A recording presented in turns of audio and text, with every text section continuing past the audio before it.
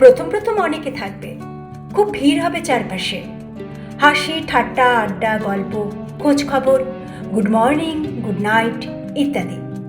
সারাদিন কথা হবে, দুর্বলতা শোনা হবে, উইকেন্ডে দেখা হবে, ঝিমঝিমে নেশা হবে।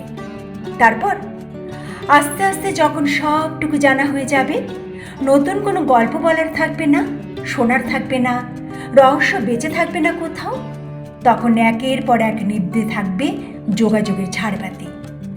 আর কথা হবে না, গল্প হবে না, আড্ডা হবে না, no good morning no good night.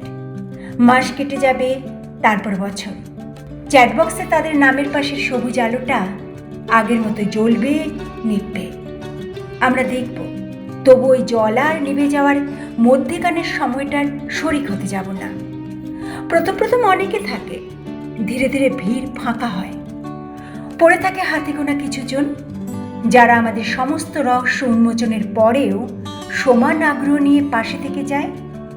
Good morning না পেলে দুশ্চিন্তা করে, গুড নাইট পেলে শান্তিতে ঘুমায়। অনেকে নেই তো কি হয়েছে, এই কিছুজনই আমাদের কাছে অনেক।